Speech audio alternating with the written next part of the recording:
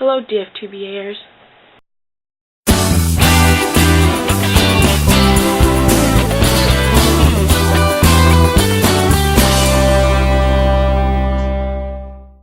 My challenge for this week was to find, I think 5 jokes about either sexist jokes, anti-American jokes, or dead baby-oriented jokes. I kind of did more than 5.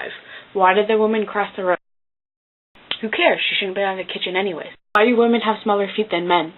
So they can stand closer to the sink. What do you call an intelligent man in America? A tourist. How many men does it take to screw in a light bulb? 1. He holds the light bulb and waits for the world to revolve around him.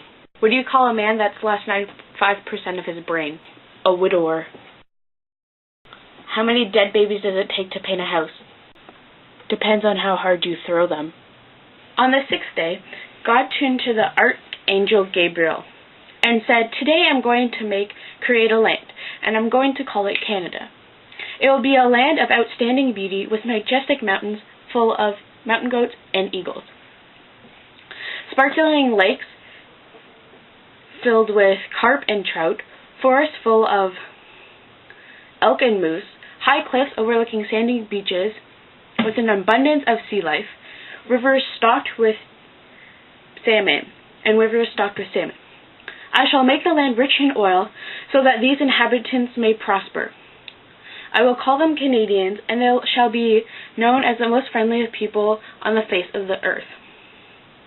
"But Lord," said Gabriel, "aren't you being a little too generous to these Canadians?"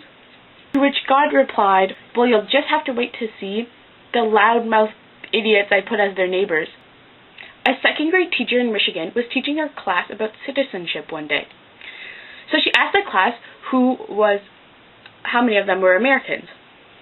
All but one girl rose her hand. The teacher was curious and asked her why she didn't raise her hand.